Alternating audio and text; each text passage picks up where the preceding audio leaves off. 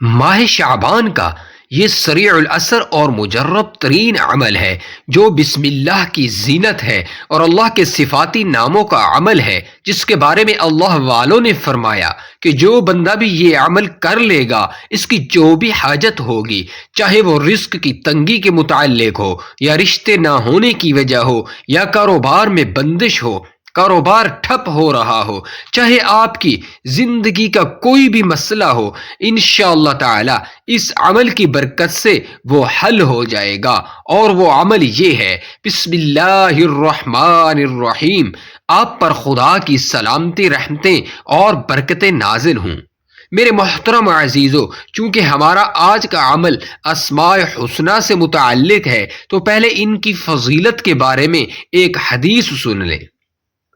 حدیث شریف میں اللہ تعالیٰ کے اسماء حسنہ کی تعداد 99 ذکر فرمائی گئی ہے، اور ان کے متعلق رحمت للعالمین صلی اللہ علیہ وسلم کا یہ ارشاد گرامی منقول ہے کہ جو شخص ان کو حفظ کر لے گا وہ ضرور جنت میں داخل ہوگا۔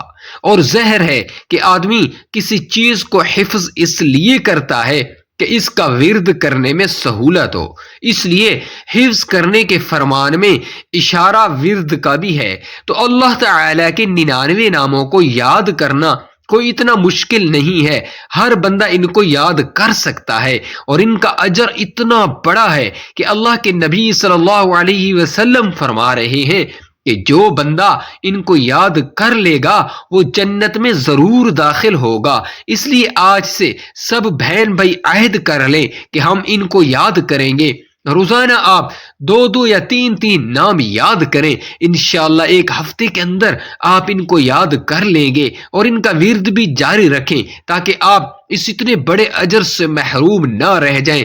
محترم عزیزو، جیسا کہ آپ ماہ رجب کا مہینہ غفلت میں گزار چکے ہیں، اب ماہ شعبان کا مہینہ شروع ہو چکا ہے، جس کے بارے میں فرمایا یہ حضور پاک صلی اللہ علیہ وسلم کا، اللہ کے محبوب کا مہینہ ہے۔ آپ اس مہینوں کو بھی اگر آپ نے غفلت میں گزار دیا تو پھر آپ کی اپنی لاپرواہی ہے، اس لیے اس میں کوشش کریں، اس کو غفلت میں مت گزاریں، اور جو عمل بھی آپ کو بتایا جائے اس کو توجہ اور غور سے سنیں اور سمجھیں، اور اسی طرح عمل کریں جس طرح آپ کو بتایا جائے۔ سب سے پہلے میں آپ کو قرآن پاک سے ساری پریشانیوں کو دور کرنے کا علاج بتاتا ہوں، جو کہ حضرت جعفر صادق رحمۃ اللہ علیہ ایک مرتبہ مدینہ منورہ تشریف لائے تو لوگ ان سے علمی استفادہ کے لیے آئے۔ آپ نے لوگوں سے کہا کہ مجھے تعجب ہے 4 قسم کے آدمیوں پر جو 4 باتوں سے غافل ہیں۔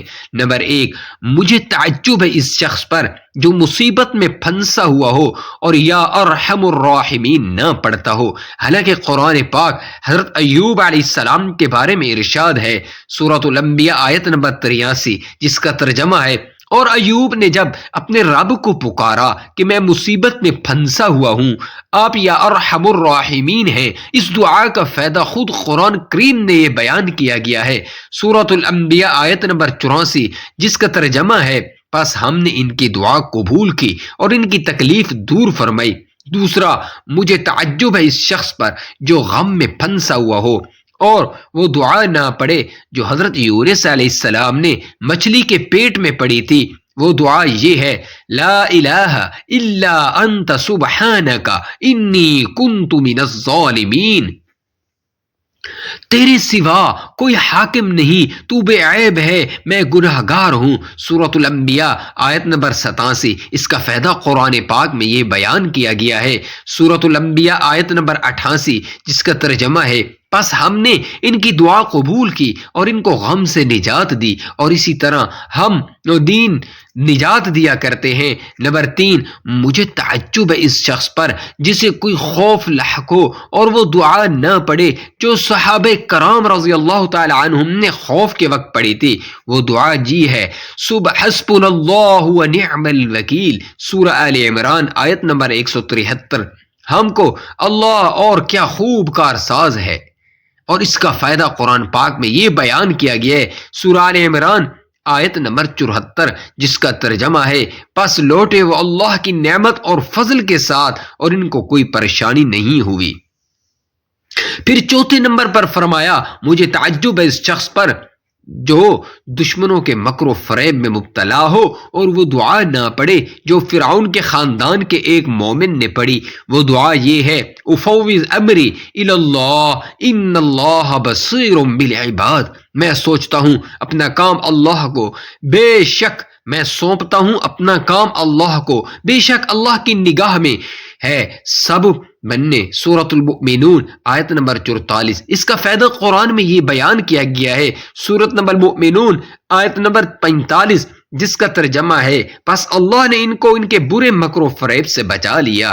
میرے محترم عزیزو، یہ 4 باتیں ہیں اور 4 دعائیں اور چھوٹی چھوٹی دعائیں ہیں، آپ ان کو بھی یاد کر لیں، یہ آپ کی زندگی میں ہر وقت آپ کے کام آئیں گی۔ ان کو اپنے گھر والوں کو اور دوستوں کو سکھائیں۔ میرے محترم عزیزو، حضرت حسن بن علی رضی اللہ تعالی عنہ نے فرمایا لوگ 4 قسم کے ہوتے ہیں۔ نمبر 1، ایک تو وہ جس سے بھلائی میں سے بہت حصہ ملا لیکن اس کے اخلاق اچھے نہیں۔ نمبر 2، وہ جس کے اخلاق تو اچھے ہیں لیکن بھلائی کے کاموں میں اس کا کوئی حصہ نہیں۔ نمبر 3، وہ جس کے نہ اخلاق اچھے ہیں اور نہ بھلائی کے کاموں میں اس کا کوئی حصہ ہے، یہ تمام لوگوں میں سب سے برا ہے۔ نمبر 4، چوتھا وہ جس کے اخلاق بھی اچھے ہیں اور بھلائی کے فائدے بھی ہیں تو اس کا بھی خوب ہے، یہ لوگوں میں سب سے افضل ہے۔ حضرت ابی بن کعب رضی اللہ تعالی عنہ نے فرمایا مومن 4 حالتوں کے درمیان رہتا ہے، اگر کسی تکلیف میں مبتلا ہوتا ہے تو صبر کرتا ہے، اگر کوئی نعمت ملتی ہے تو شکر کرتا ہے، اور اگر بات کرتا ہے تو سچ بولتا ہے، اور اگر کوئی فیصلہ کرتا ہے تو انصاف والا فیصلہ کرتا ہے۔ اور ایسے مومن کے بارے میں اللہ تعالیٰ نے فرمایا نور علی نور، سورۃ النور آیت نمبر 35۔ میرے محترم عزیزو، دل 4 قسم کے ہوتے ہیں۔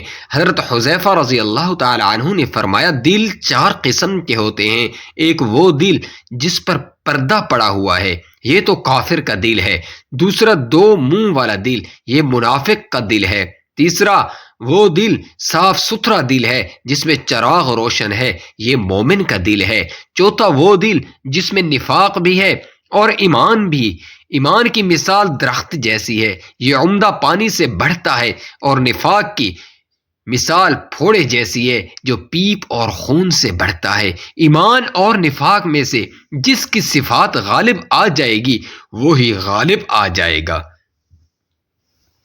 اللہ رب العزت کے ہر نام میں برکت ہے، جیسا کہ حضرت سعید بن المسیب روایت کرتے ہیں، حضرت ابو ہریرہ رضی اللہ تعالی عنہ نے فرمایا میں نے رسول اللہ صلی اللہ علیہ وسلم کو یہ ارشاد فرماتے ہوئے سنا، کہا اللہ تعالی نے رحمت کے 100 حصے بنا کر 99 حصے اپنے پاس رکھے اور 1 حصہ زمین پر نازل فرمایا۔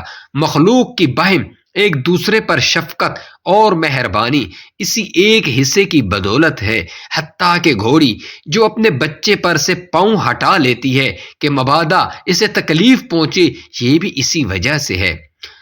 حسن بصری رحمت اللہ علیہ حضور اقدس صلی اللہ علیہ وسلم کا یہ ارشاد نقل کرتے ہیں کہ اللہ تعالیٰ کی 100 رحمتیں ہیں، جن میں سے ایک رحمت اہل دنیا پر نازل فرمائی جو ان سب کو گھیرے ہوئے ہے جب تک کہ دنیا والے رہیں گے، اور قیامت کے دن اس رحمت کو بھی دوسری 99 رحمتوں کے ساتھ ملا لیں گے، اور ان پوری 100 رحمتوں کو اپنے اولیاء اور اطاعت گزار بندوں کے لیے خاص فرمائیں گے۔ فقیہ رحمت اللہ علیہ فرماتے ہیں نبی پاک صلی اللہ علیہ وسلم نے مومنین کے لیے رحمت کا ذکر فرمایا تاکہ وہ اللہ تعالیٰ کے اس اکرام پر اس کی حمد و ثنا اور شکر اختیار کریں اور اعمال صالح کو اپنائیں، کیونکہ جو شخص اس کی رحمت کا امیدوار ہوتا ہے وہ اعمال میں خوب محنت کرتا ہے تاکہ اس کی رحمت کو حاصل کر سکے۔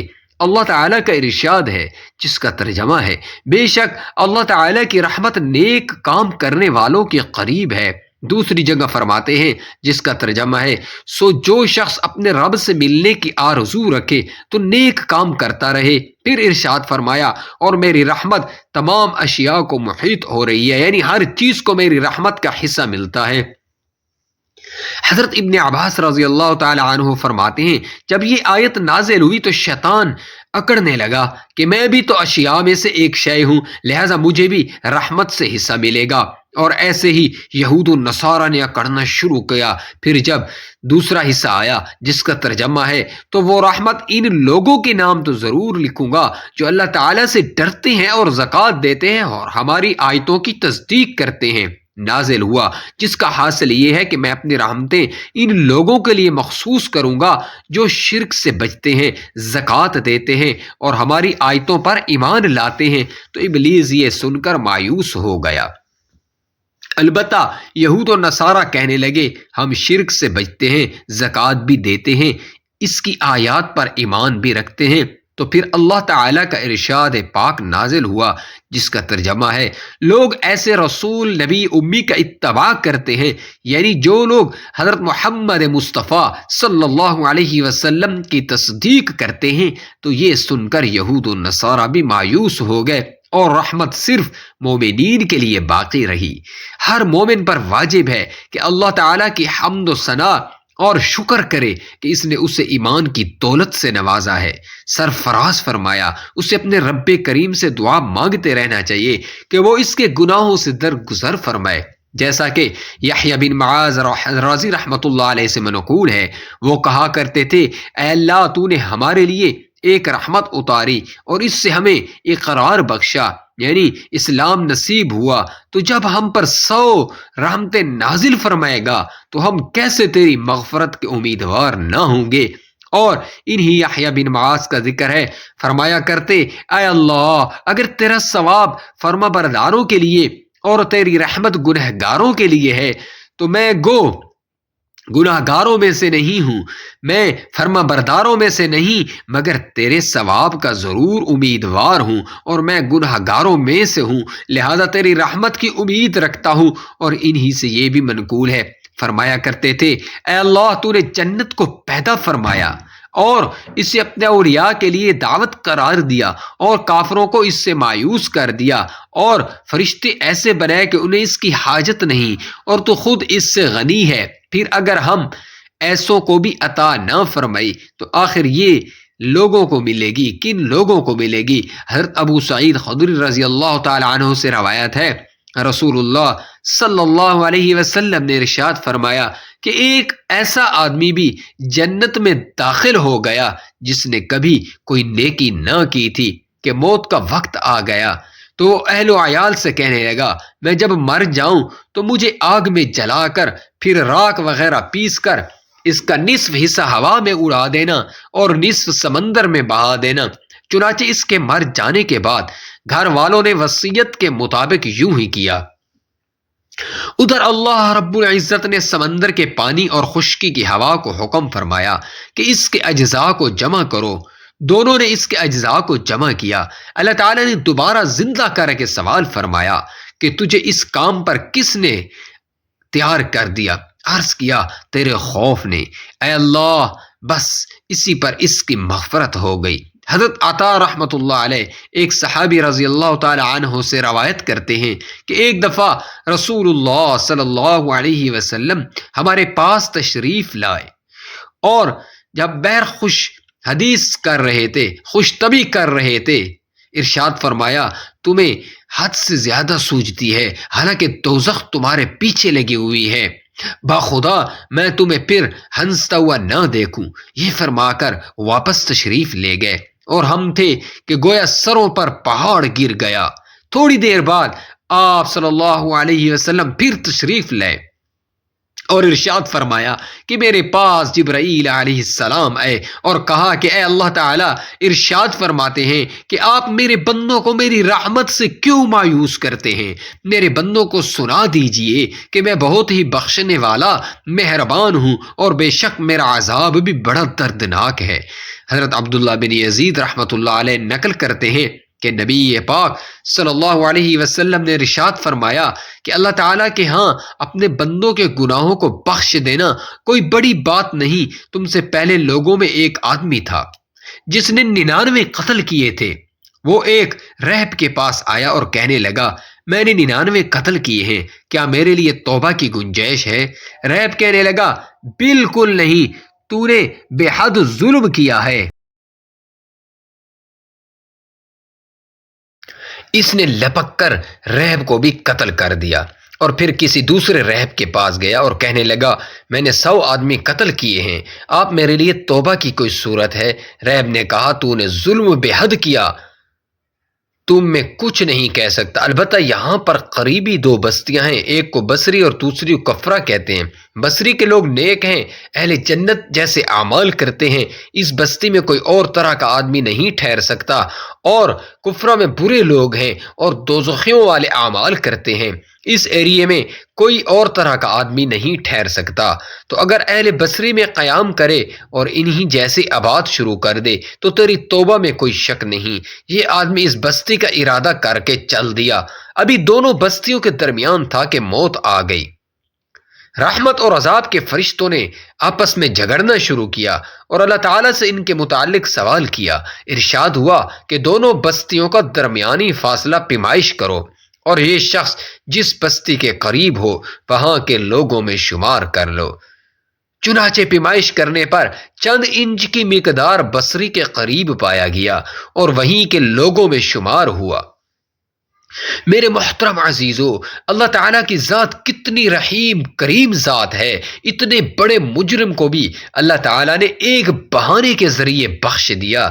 اللہ کی ذات صرف بہانے ڈھونڈتی ہے کہ میرے بندے میری طرف متوجہ ہوں، وہ مجھ سے مانگیں میں ان کو عطا کروں، لیکن ہم کو مانگنا نہیں آتا۔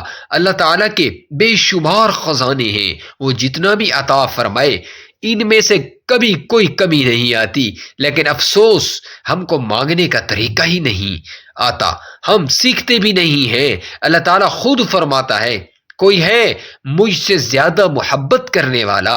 اتنی بڑی بادشاہی کے باوجود اس کی محبت تم سے بے مثال ہے۔ اللہ تعالیٰ فرماتے ہیں، میں تم سے محبت کرتا ہوں، تجھے میری قسم تو بھی مجھ سے محبت کر، میں تمہیں یاد رکھتا ہوں، تو مجھے بھول جاتا ہے، میں تیرے گناہوں پر پردے ڈالتا ہوں، تو پھر بھی مجھ سے حیا نہیں کرتا۔ جب کوئی اللہ کا ذکر کرتا ہے زمین پر تو اللہ تعالیٰ آسمان پر اس کا ذکر فرماتے ہیں، اور جو کسی مجلس میں اللہ کا ذکر کرتے ہیں تو اللہ تعالیٰ ان سے بہتر مجلس میں ان کا ذکر کرتے ہیں، یعنی کہ فرشتوں کی مجلس میں۔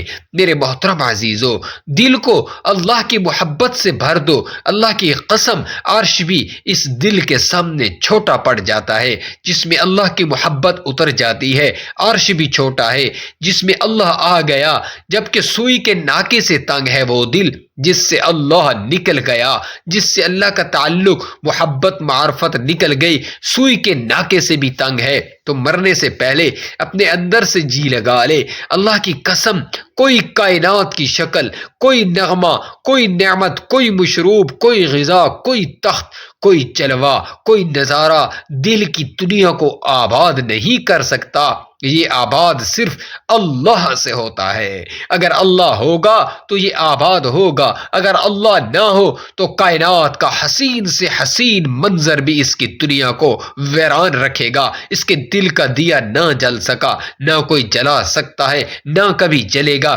اس کا دل اللہ سے ہٹ گیا، اس کے دل کی شعلہ بجھی ہے، یہ کبھی نہ جلے گا، اور اس کی رگ رگ نہ جلووں میں، نہ نظارے، نہ کائنات کی دولت میں، نہ عرش و فرش میں اس کو جلانا ہے، اس دیپ کو روشن کرنا ہے تو اس میں اللہ کو لے لے، اللہ کو جو تیار بیٹھا ہے کہ تو مجھے بلا کہ میں آ جاؤں۔ میرے محترم عزیزو، بس اللہ کے ہو جاؤ، ساری دنیا آپ کے قدموں میں ہوگی۔ میرے محترم عزیزو، اب چلتے ہیں اب آج کے عمل کی طرف۔ آپ نے اس کو خوب سمجھ کر اور جو بتائی گئی ترتیب ہوگی اسی کے مطابق عمل کرنا ہے۔ ماہ شعبان کا یہ سریع العصر اور مجرب ترین عمل ہے جو بسم اللہ کی زینت ہے اور اللہ کے صفاتی ناموں کا عمل ہے، جس کے بارے میں اللہ والوں نے فرمایا کہ جو بندہ بھی یہ عمل کر لے گا اس کی جو بھی حاجت ہوگی، چاہے وہ رزق کی تنگی کے متعلق ہو یا رشتے نہ ہونے کی وجہ ہو یا کاروبار میں بندش ہو، کاروبار ٹھپ ہو رہا ہو، چاہے آپ کی زندگی کا کوئی بھی مسئلہ ہو، انشاءاللہ تعالی اس عمل کی برکت سے وہ حل ہو جائے گا۔ اور وہ عمل یہ ہے، یہ عمل آپ نے عصر کی نماز کے بعد کرنا ہے۔ اور کس طرح کرنا ہے؟ سب سے پہلے آپ نے درود ابراہیمی 3 مرتبہ پڑھنا ہے۔ ایک بار درود ابراہیمی سماعت فرما لیں۔ اللهم صل على محمد وعلى آل محمد كما صليت على إبراهيم وعلى آل إبراهيم إنك حميد مجيد اللهم بارك على محمد وعلى آل محمد كما باركت على إبراهيم وعلى آل إبراهيم إنك حميد مجيد۔ درود ابراہیمی 3 بار پڑھنے کے بعد آپ نے جس جگہ پر عصر کی نماز ادا کی وہاں پر آپ نے بیٹھ جانا ہے۔ آپ نے قبلہ کی طرف منہ رکھنا ہے، ادھر ادھر نہیں کرنا، اور نہ ہی اپنی جگہ کو تبدیل کریں۔ ویسے تو آپ ہر روز عصر کی نماز کے بعد کر سکتے ہیں، لیکن بالخصوص جمعہ کے دن عصر کی نماز کے بعد اس کی تاثیر بہت زیادہ ہوتی ہے۔ اس لیے کوشش کریں کہ جمعہ کے دن اس عمل کو کریں۔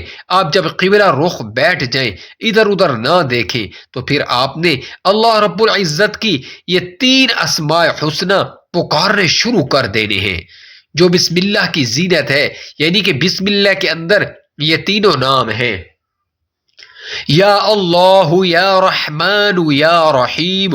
ان کو گننے کی ضرورت نہیں ہے، مسلسل یہ اسماء آذان مغرب تک پکارتے چلے جائیں، اور اپنا مقصد دھیان میں رکھیں۔ آپ کا جو بھی مقصد ہے، آپ رزق کی تنگی سے پریشان ہیں، آپ کے بچے رشتوں کے لیے بیٹھے ہیں، آپ کے کاروبار میں بندشیں ہیں، اب آپ اپنا ذاتی گھر لینا چاہتے ہیں، آپ پر بہت زیادہ قرض ہے، آپ کے گھروں میں سکون نہیں، لڑائیاں اور جھگڑے ہیں، پریشانیاں ہیں، جو بھی آپ کا مقصد ہو، آپ اس مقصد کو ذہن میں رکھتے ہوئے اللہ رب العزت کے یہ تینوں نام، ان کو آپ نے اکٹھا پڑھنا ہے۔ اسی طرح یہ ایک ہو جائے گا، جیسا کہ یا اللہ، یا رحمان، یا رحیم، ان کو مغرب کی نماز تک پکارتے جانا ہے، اور جب مغرب کی آذان شروع ہو تو سجدہ میں جا کر اللہ رب العزت سے اپنے مقصد کی دعا مانگے۔ جو بھی آپ کا مقصد ہو، اس کی اللہ سے دعا مانگے، بڑی عاجزی کے ساتھ، خلوص کے ساتھ اور کامل یقین کے ساتھ اللہ سے دعا مانگے۔ انشاءاللہ اس بابرکت عمل اور اللہ تعالیٰ کے ان بابرکت ناموں کی وجہ سے اللہ تعالیٰ آپ کی ہر حاجت کو قبول فرمائیں گے۔ اگر ایک دن نہ ہو تو آپ نے اس کو 7 دن تک جاری رکھنا ہے۔ اگر آپ جمعہ کے جمعہ کریں تو آپ اس کو 7 جمعوں تک کریں، انشاءاللہ 7ویں جمعہ تک آپ کی ہر حاجت، ہر ضرورت پوری ہو جائے گی۔ میرے محترم عزیزو، یہ بہت ہی مجرب عمل ہے، بس آپ نے اس کو کامل یقین کے ساتھ کرنا ہے۔ اور ابھی ماہ شعبان کا بابرکت مہینہ چل رہا ہے، کوشش کریں آپ اسی مہینے میں یہ عمل شروع کر دیں، کیونکہ اس عمل میں اس مہینے کی برکتیں بھی شامل ہو جائیں گی۔ اللہ رب العزت سے دعا ہے کہ اللہ تعالیٰ ہمیں دین کی بات سننے، سمجھنے اور اس پر عمل کرنے کی توفیق عطا فرمائے۔ جو بھی میرے بہن بھائی جس مقصد کے لیے بھی یہ عمل کر رہے ہیں، اللہ تعالیٰ ان مقاصد اور ان کی حاجات کو پورا فرمائے۔ اللہ رب العزت میرا سنانا اور آپ کا سننا اپنی پاک بارگاہ میں قبول فرمائے۔ آخر میں آپ سے گزارش ہے کہ اللہ رب العزت کے ان تینوں بابرکت ناموں میں سے ایک نام کامنٹس میں ضرور شیئر کر دیں، یا اللہ، یا رحمان، یا رحیم۔ اللہ تعالی ہم سب کا حامی و ناصر ہو۔